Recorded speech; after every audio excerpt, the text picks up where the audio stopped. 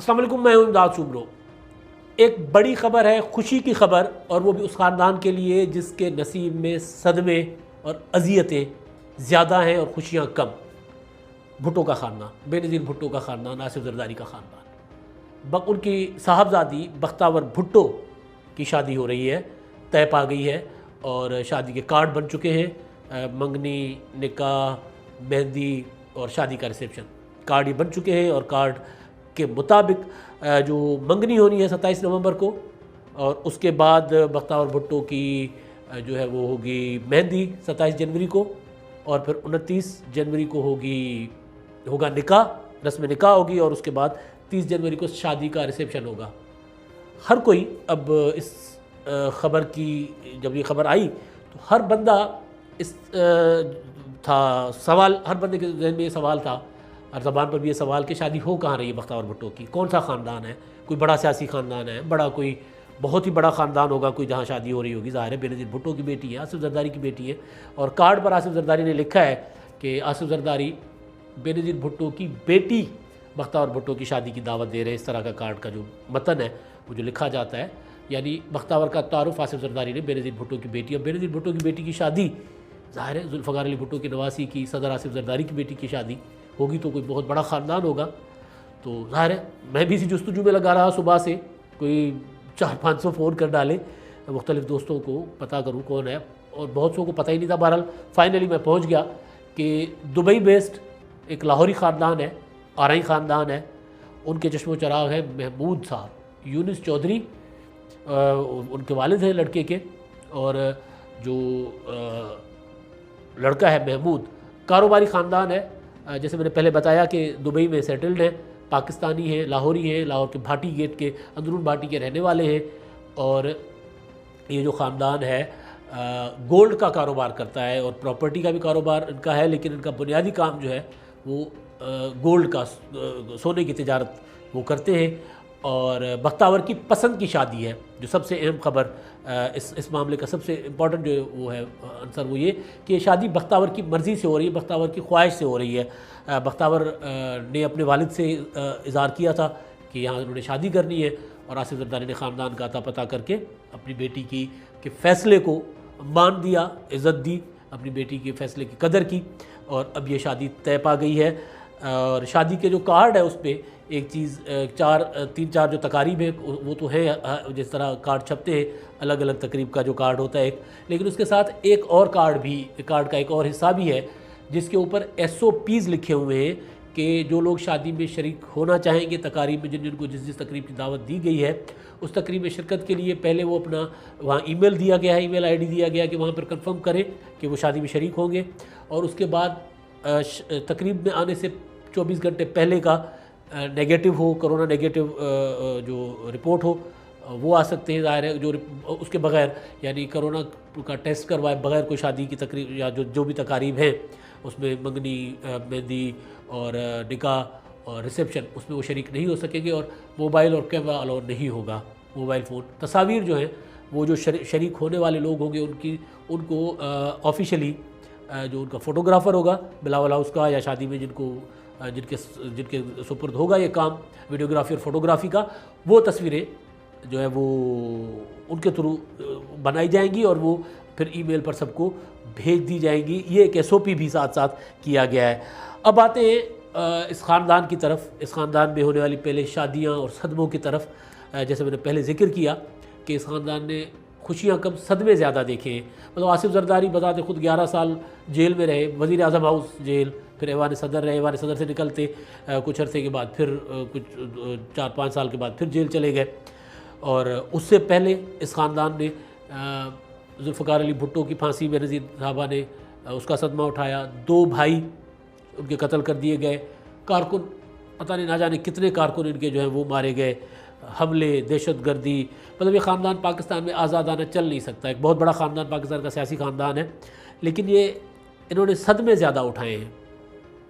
और शादियों का मामला भी इनका कोई ख़ास माजी में हम देखें तो जो सनम भुट्टो की शादी हुई थी भुट्टो साहब की फांसी के बाद, तो वो सबसे बड़ी पहली खुशी उस ख़ानदान में भुट्टो साहब की फांसी के बाद पहली बड़ी खुशी थी। सनम भुट्टो की शादी नासिर सुमरो से हुई, वो टूट गई।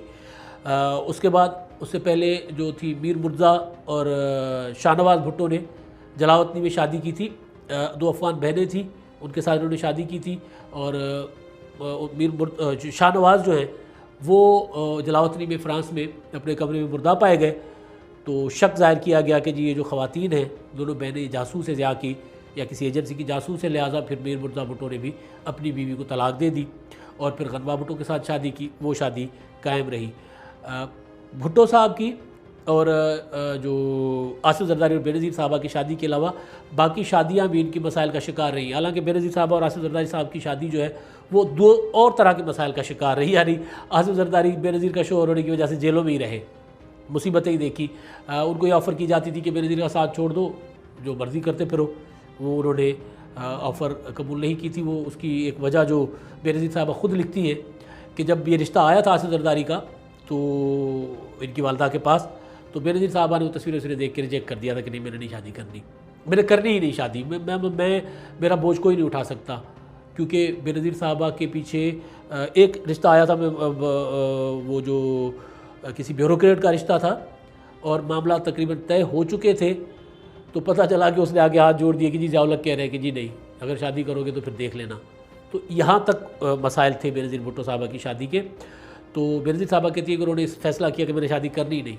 मतलब मुझे मेरे रिलेशन को, रिश्तों को लेकर अगर कोई ब्लैकमेल करेगी वो रिजीम तो मैं शादी कैसे चला सकूँगी। तो फैसला था कि शादी करनी नहीं, लेकिन क्योंकि पाकिस्तान में पॉलिटिक्स करनी है तो शादी मजबूरी थी। तो बेगम साहबा जो है वो रिश्ते ढूंढती फिर रही थी। आसिफ जरदारी का रिश्ता आया तो आसिफ जरदारी के रिश्ते को बेनज़ीर ने इनकार कर दिया।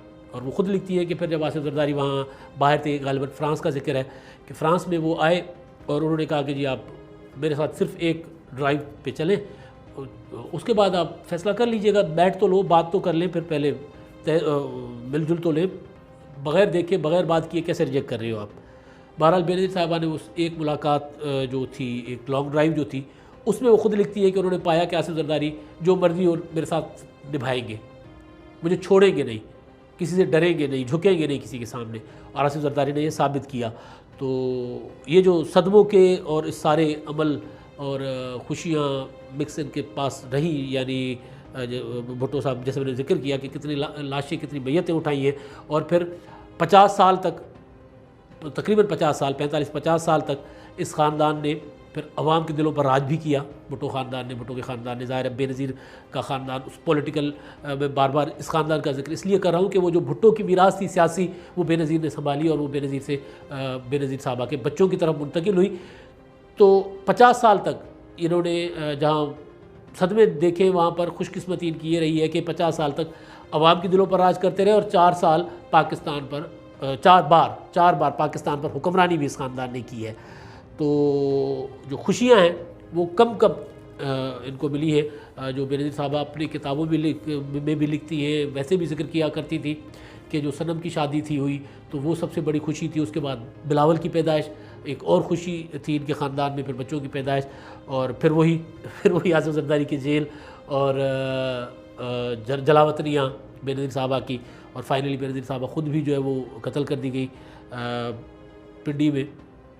तो अब उनके कत्ल के बाद, जैसे भुट्टो साहब की फांसी के बाद जो बड़ी खुशी थी इनके घर में सनम की शादी, तो बेनज़ीर साहबा के कत्ल के बाद जो बड़ी खुशी का मौका आ रहा है वो है बख्तावर भुट्टो की शादी। और बख्तावर भुट्टो की शादी जिस ख़ानदान में हो रही है, जैसे मैंने पहले जिक्र किया कि वो गैर मारूफ ख़ानदान है, कारोबारी लोग ज़रूर हैं, पैसे वाले ज़रूर हैं, लेकिन इतने मकबूल ख़ानदान इतना नहीं है। उनका पता करने के लिए कई फ़ोन करने पड़े तो आप सोच सकते हैं कि वो लाहौरी ख़ानदान है, लेकिन इतना दुबई में सेटल है, लेकिन इतना बड़ा ख़ानदान नहीं है। पाकिस्तान के सबसे बड़े सियासी घराने की साहबजादी की शादी जिस घराने में हो रही है वो ना सियासी है, ना इतना को मकबूल ख़ानदान है, कारोबारी ख़ानदान है। और बख्तावर भुट्टो ख़ुद भी ज़रा कारोबारी ज़हनियत की हैं और आसिफ जरदारी के बकौल के वो सियासत नहीं करना चाहती। सियासत असफ़ा का शौक़ है सियासत का, बिलावल तो कर ही रहे हैं, और बख्तावर जो है उनका कारोबार देखती है, कारोबारी मामलात में उनको असिस्ट करती है। तो कारोबारी ख़ानदान में ही बख्तावर ने, क्योंकि सियासी शायद नहीं है उनका, तो इसलिए उनका ज़हनी हमांगी जो है जहाँ होती है बंदा वही शादी करता है। तो कारोबारी मामलात की वजह से ही शायद उन्होंने कि कारोबारी ख़ानदान में शादी करना पसंद की है। अब अगर बख्तावर सियासत में आएंगी तो फिर हम ये अंदाज़ा लगा सकते हैं, अल्लाह करे ऐसा ना हो कभी भी, खुशियाँ देखे बख्तावर की शादी जो है कामयाब रहे, नसीबों वाली शादी रहे, जैसे उनका नाम है बख्तावर भागा वाली, तो ऐसा ही रहे। लेकिन क्योंकि पाकिस्तान की तारीख़ है, जो बख्तावर के वालिद साहब के साथ और वालदा के साथ होता रहा, यानी आसिफ जरदारी के साथ जितनी भी मुसीबतें उनके गले पड़ी वो सिर्फ इस वजह से पड़ी कि वो बेनज़ीर का साथ नहीं छोड़ रहे थे, बेनज़ीर के शोहर है। तो बख्तावर, अल्लाह करे कि उनके साथ इस तरह का ना हो, महमूद और बख्तावर की शादी जो है वो कामयाब शादी रहे और पाकिस्तान की रिवायती इंतकामी सियासत का शिकार ये शादी ना बने। अब तक के लिए इतना ही। अल्लाह हाफ़िज़।